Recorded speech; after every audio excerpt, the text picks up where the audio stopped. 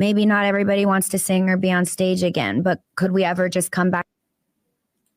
All right, this one here gets a little fiery too, y'all. This one here is Aubrey from No Jumper. Well, not from No Jumper. She was the lead from like Making the Band, if I'm totally correct here. This is like some serious shit. So, Adam, I'm going to say this. This is a big interview, kind of. Not many people have seen her on the hip hop platforms, and she's one of the people that didn't sign the NDA when Puffy came around, going, "Hey, sign these NDAs, and I'll give you all your publishing back." That's what that was. All that publishing shit, that was to make you sign an NDA. And Jesus, Aubrey, you are fine as shit. Super duper. But she goes in on Puffy. I'm just trying to get it to where I think it is, because I'm not going to hold y'all forever. When I first saw it, because there are so many people coming forward and there are so many stories, and you're only seeing what you are seeing online, right? That's according to the vision show every year, pretty much every other year since I was in my teens to up till now. And I'm almost turning 40. Right. I've been on so many shows. It's insane. So what's your perspective on it now? You think it's just like unbelievably lame and corny, or is it something that you hold close to your heart? No, I think TikTok is unbelievably lame and corny. I think the whole new generation is unbelievably lame and corny. Sorry, it's not their fault. They're being fed the information, and they're being told that they can be something. And meanwhile, China's collecting all their data, and it's going to control who wins the election this year. And it's very problematic. That's true.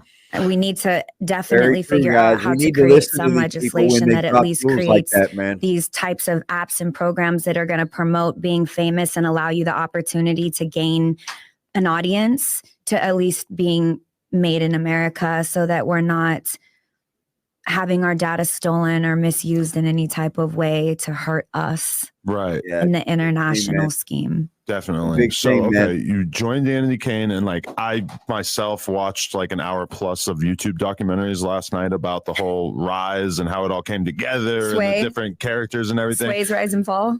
Was that it? Was Sway doing it? Some woman just reading into the camera, talking about it. Yeah, I don't know, but what was your relationship like with Diddy early on? These people watch YouTube. I've seen some clips that he definitely. When you do articles and videos on these people, you think they don't watch?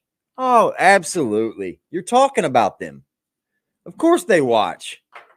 They go and see what people are saying about them. I mean, that's just what normal human beings do.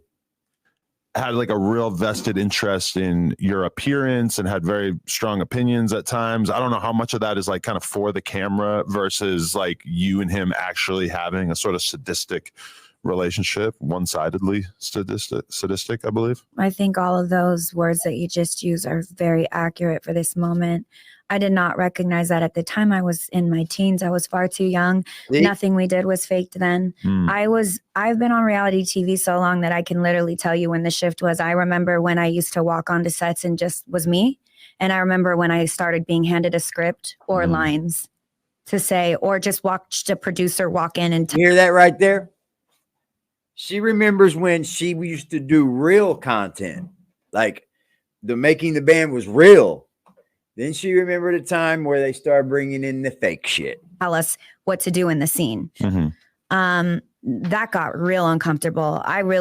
Once I was started being asked to do that, I've not watched any of those shows. There's so many shows I've been on that I never even watched because I just know they're silly. Right. And I was just taking a paycheck. Right. There's really nothing going on authentic anymore. Very little.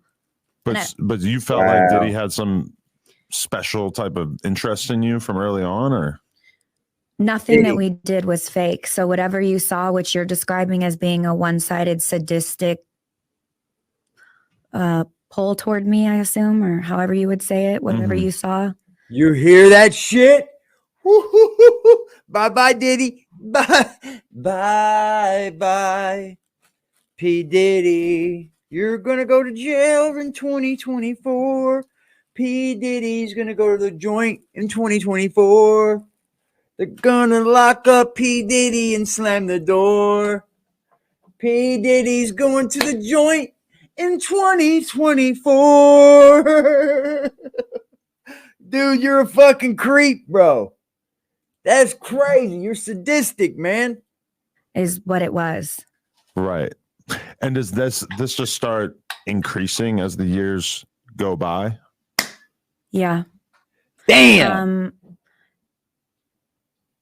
So there's a lot of, let's continue I'll go piece by piece with you. For sure. But yes, I have a girlfriend that I'm right now taking inventory of my experience. I'm being forced to in so many ways. And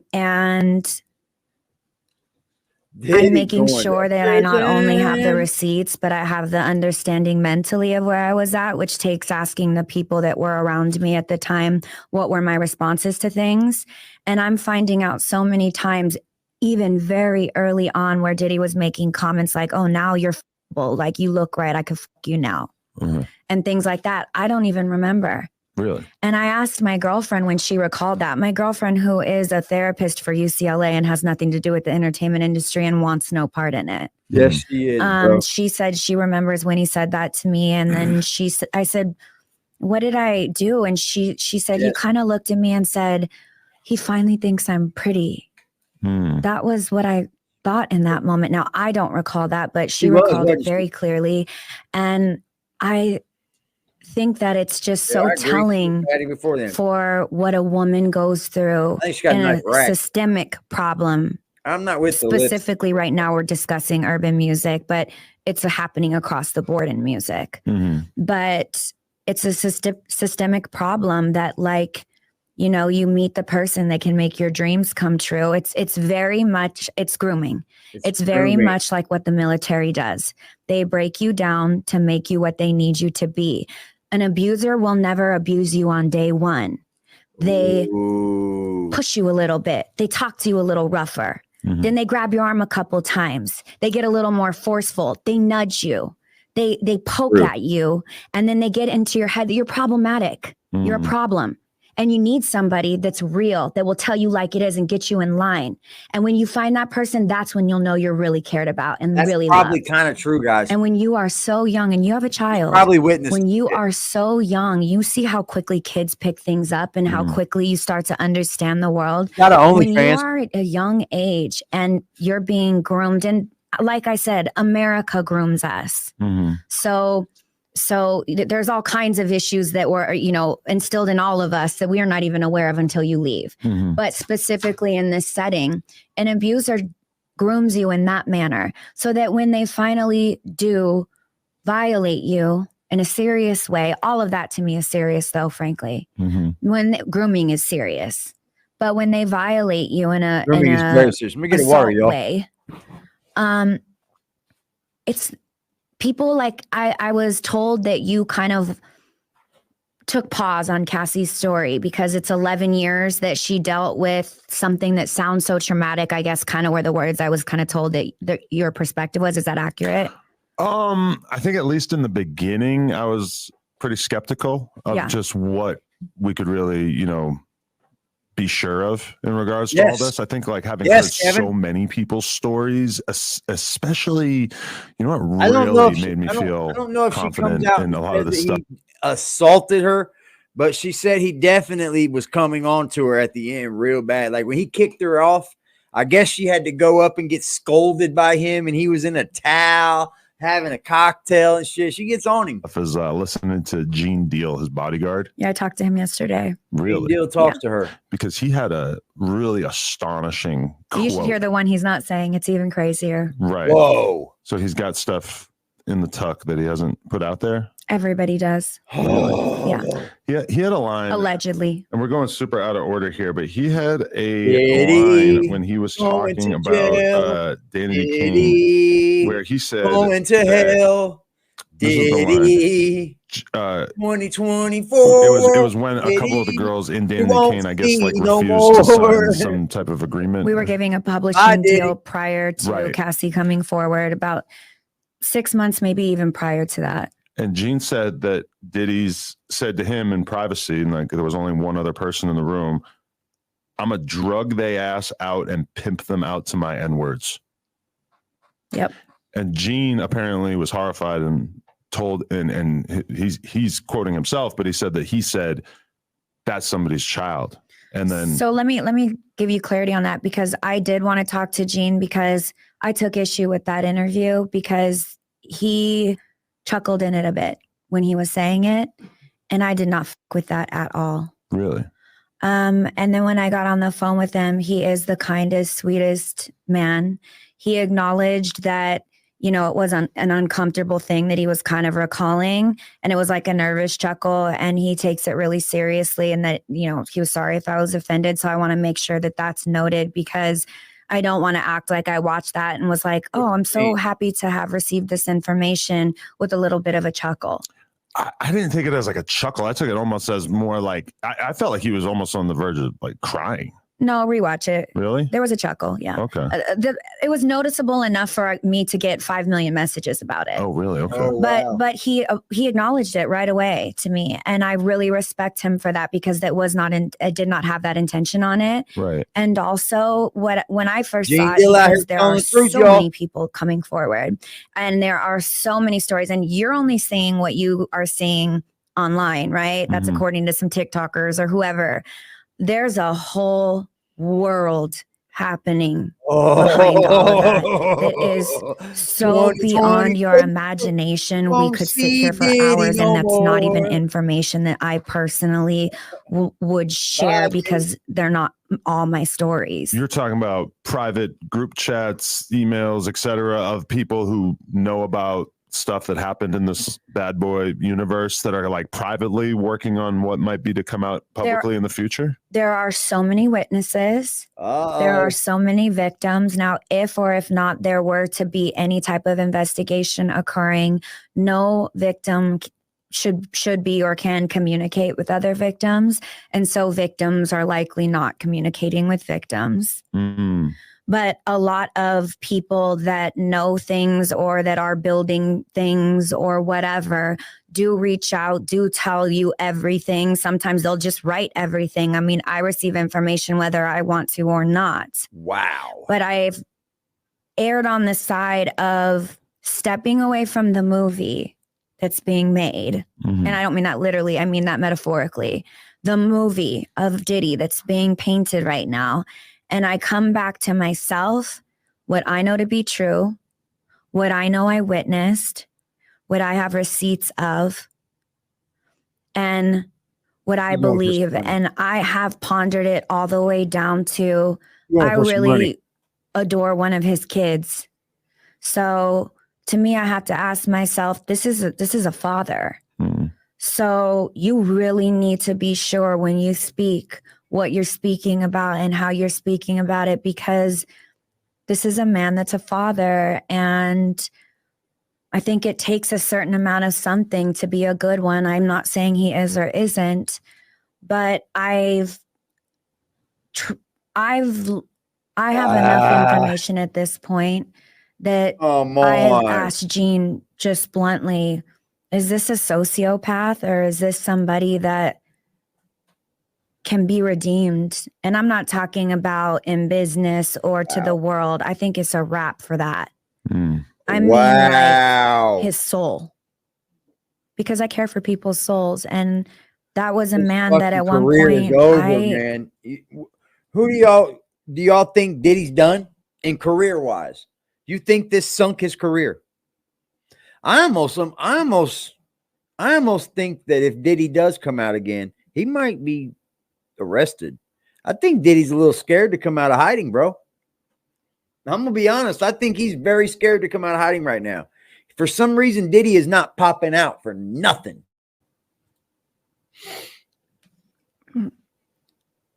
I just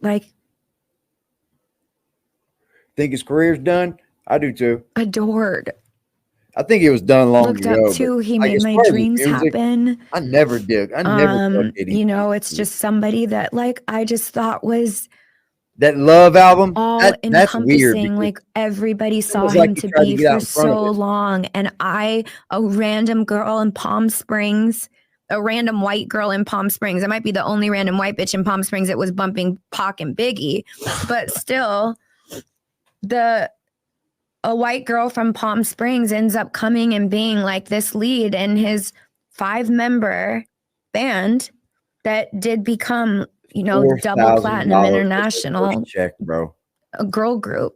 $4,000 is like, you know, I still believe in the Guinness Book of World Records for having back-to-back #1 albums. I mean, these things are not like cute little, like I went million today on TikTok. These are real stats. This is real shit. This isn't bought, paid for. This isn't viral. This isn't streams. This is a day and age where everybody wanted to be in someone's MySpace top 8 and where you had to walk into a record store and buy a record.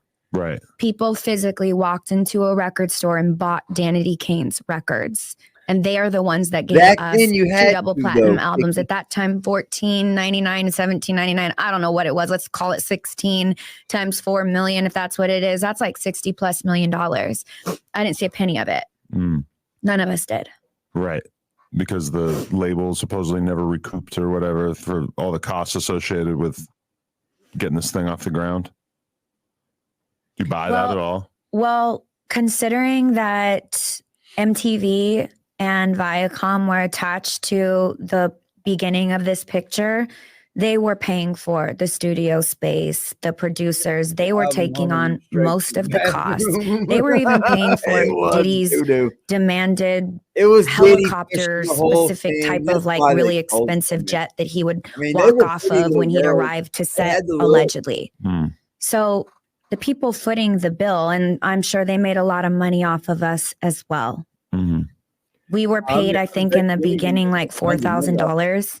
I make 6 figures on a television show nowadays, and I won't take anything under that. $4,000 for making the. You know how hard I had to work to get to that number when starting out at 4K, which you know is ridiculous. No, yeah, it's terrible. But yeah, let me ask you this. There's a extremely viral clip of Jaguar Wright going through a lineage of all these different people who are associated with Puffy that from her perspective were planning on writing books or coming forward, speaking about him, etc. Here we go. I was just watching an extremely good video by my friend Swamp Stories about this, and he did a little bit of fact checking on some of the deaths that she's basically claiming to be associated with Diddy. And there's some stuff that seems a little bit off base, but the overall theme, it does seem pretty out of the ordinary. Would you say that when you see that clip of Jaguar Wright saying that? Which part? She said a lot. Just saying, well, the primary clip of her just sort of listing off all these different people in his orbit who passed away, seemingly of mysterious causes.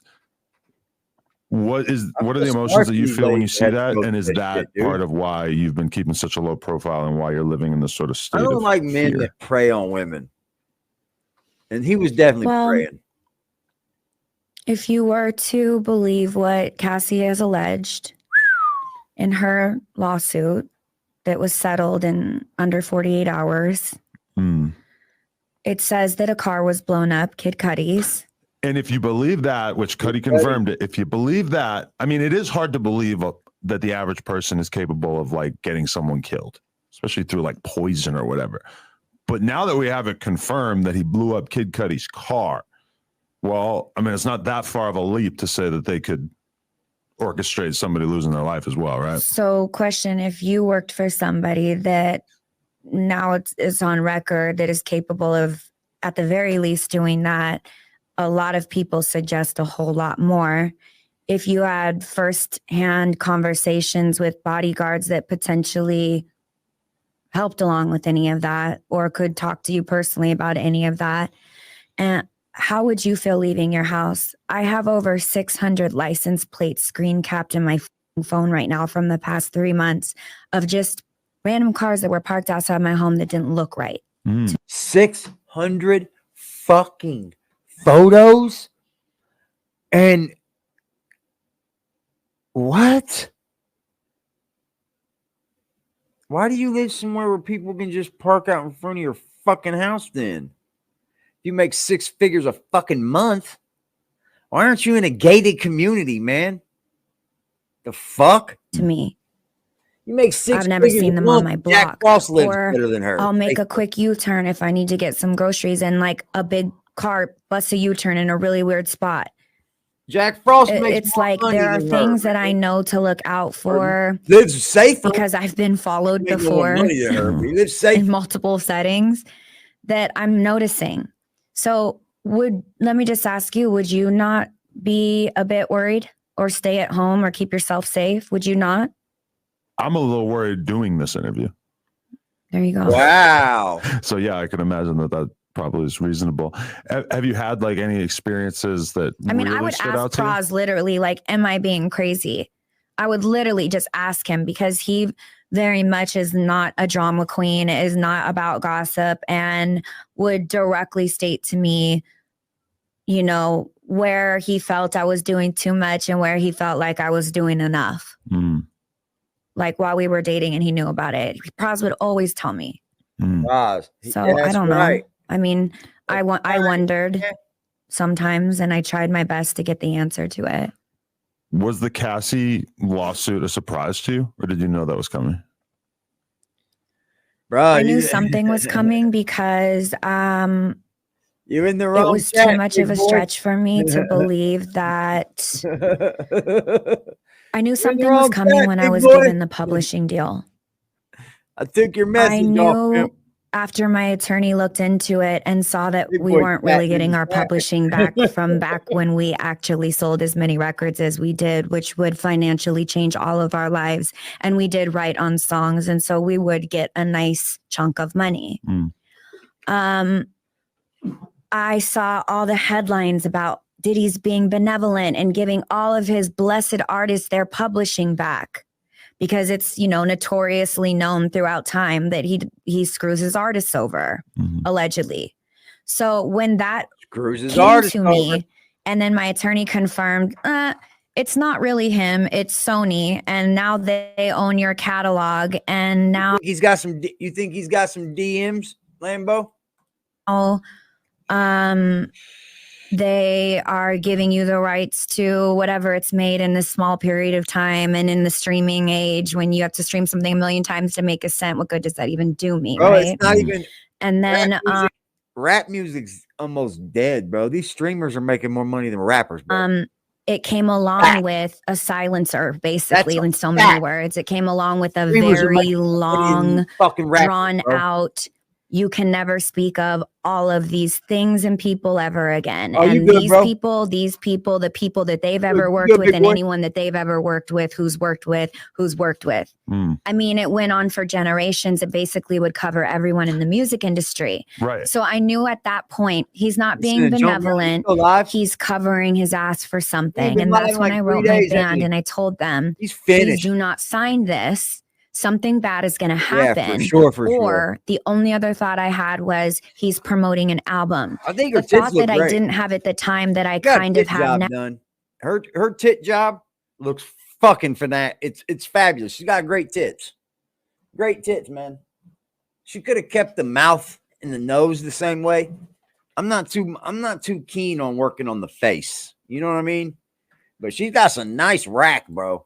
Now Audrey. Was the album also an additional distraction? I apologize, Aubrey. But I mean, they're there for us to see. But the part about getting being the benevolent soul that was giving us our publishing back, nice, when I realized that wasn't actually real, we weren't really getting our rightful dues given back to us. I would just like to be paid for my work. I'm not asking for anything else. No, I remember this news cycle. It's like at first, it's like, wow, he's a god. Diddy is doing something so nice. Can I just say one thing that really was sitting in my soul since we're getting things out today?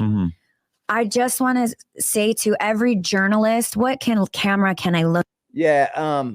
AD question, is the stories she has worth more than recouping her publishing? Yes. I think so. Yeah, her publishing probably ain't worth a fuck, dude. Imagine how many spins she gets on Spotify, dude. I mean, I don't think anybody's going back to listen to Danity Kane.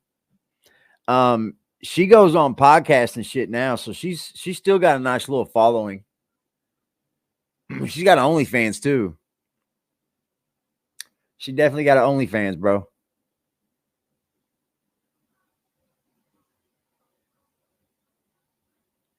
I don't know. I think so. I think Freddie Stack like that. From my viewing. From my viewing. I'm not even gonna lie. Not even gonna lie. It's a good thing.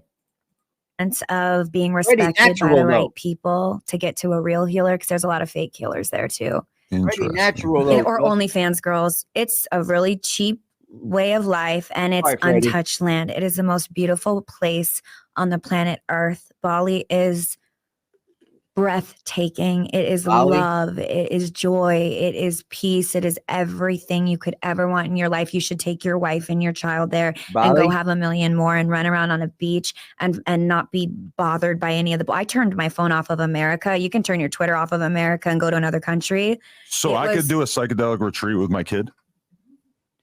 Well, how old's your child? 3. You shouldn't give a child psychedelic. No, I'm not going to give it to her, but I'm saying, like, could she be around? Or like you getting so that you couldn't possibly like take care of your obligations? So shout out to Adam. This is unlike anyone else's experience probably that they will ever tell you, but my personal journey, I had a woman that built kind of like a mini Disneyland for me. So there was an art area. My kid loves Disneyland. Okay, so then there was an art area where I could paint if I felt that I needed to express myself through paint. Oh. There was an area where I could journal. Oh, dude, she slept with Donald Trump Jr. too, bro.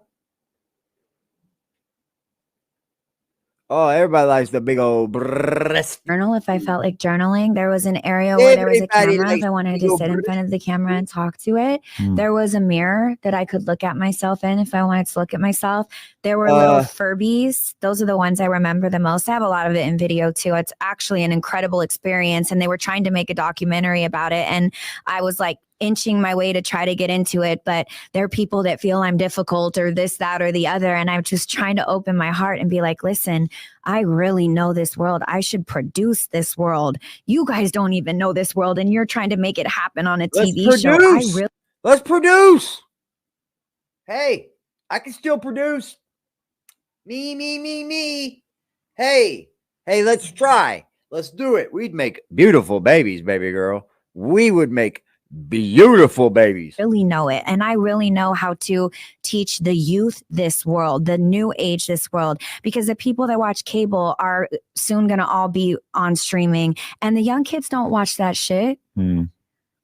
So like it will die if they don't start to figure out how to teach cooler ideas to the young kids. And alternative healing is really fucking cool. Breath work could stop school shootings if we could just lobby Congress and implement it into elementary schools. If you taught children, I never thought of that.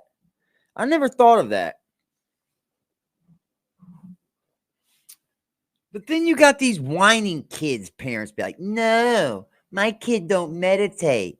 No, my kid can't reach. No, my kid's not that religion. That's what you're going to have, a bunch of fucking Karen kids, right? Let's say, hey, let's do like breathing techniques. Okay, like that's helpful to our children, is it not? Somebody help me in the chat, please. I don't know. Like I've done breathing techniques, and I've heard some people say that it can take you to another place. Am I wrong? Yeah, I'm done talking about her. I'm done listening to her now. She goes into Donald Trump and shit, because I guess she slept with Donald Trump. I was just talking about the P. Diddy shit, bro.